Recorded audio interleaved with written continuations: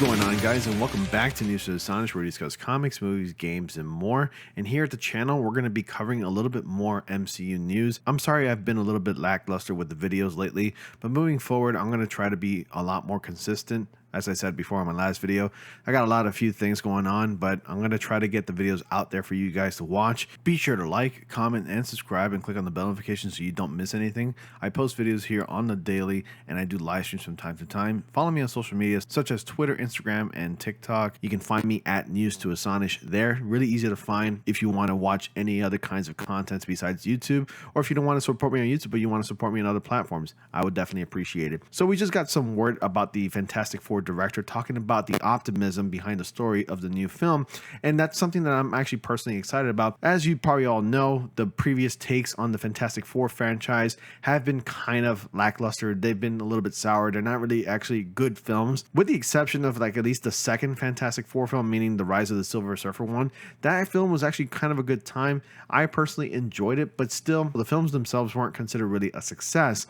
But what I really am excited about is how the director is talking about the optimism in this movie, because a lot of the movies have been kind of dark and edgy lately, and I think seeing an optimistic, colorful film could be quite different, and it could be something that we can really use for a change, because I don't want to always watch dark things all the time, and Fantastic Four is the right property, and also they are Marvel's first family. They're definitely the right kinds of people to bring that optimism and that color to the MCU, something that we do need right now at the moment. So I'm bringing you this article from thedirect.com, and the Fantastic Four director Matt Shakman teased an optimistic story set for the Marvel Studios reboot. Ever since the Fantastic Four logo was first unveiled back in December 2020, fans have been eagerly anticipating the arrival of Marvel's first family in the MCU. While details in the project remain scarce, a few tidbits have trickled over the past year or so. Last fall, it was finally confirmed that WandaVision director Matt Shakman would be taking on directing duties for Fantastic Four as well. Aside from Shakman's involvement in a few casting rumors here and there, things on the F4 font have been fairly silent. However, the director behind the blockbuster is finally ready to speak about the title publicly. Speaking with the Wrap, Fantastic Four director Matt Shakman broke his silence on the upcoming MCU reboot, speaking about the project publicly for the first time. While breaking down his journey over the past few years in Hollywood, Shakman compared Fantastic Four to his past work on the Star Trek franchise. He revealed that they both were launched in the 60s and are both about optimism and looking into the stars and technology.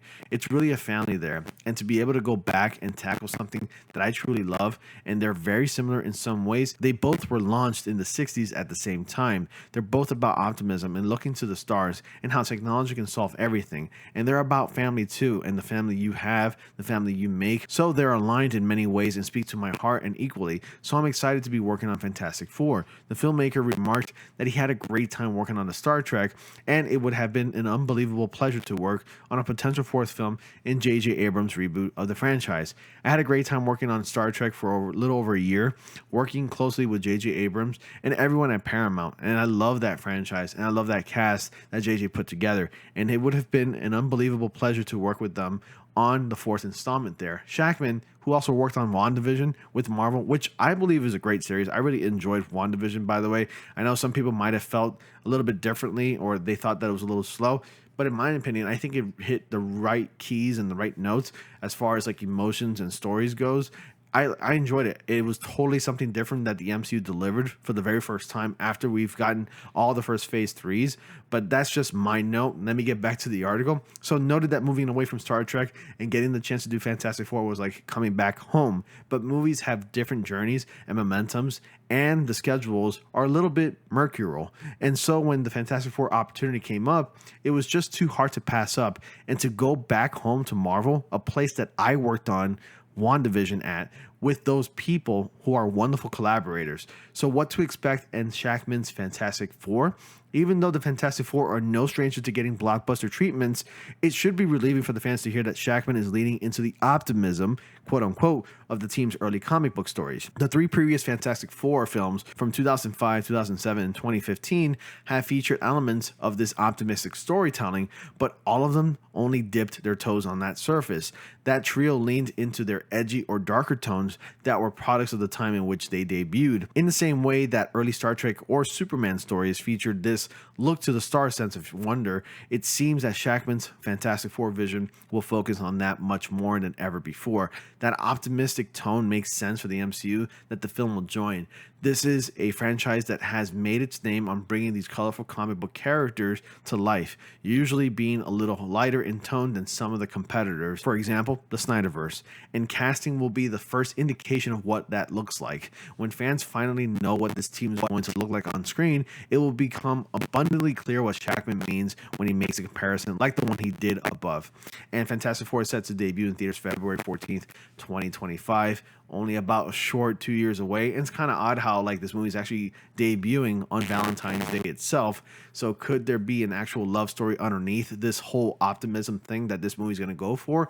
Could this movie also follow the comics where they actually cast look-alike actors who look like the characters from the comic books? Because believe it or not, I'm a huge fan of movies adapting comic books directly from the source material, especially when they get them down to the last look, I mean. But I'm sure Matt Shackman's going to deliver in the story when it comes to that. And I'm sure Marvel Studios are going to cast really good actors because they have a really good track record when it comes to casting the right actors for the roles.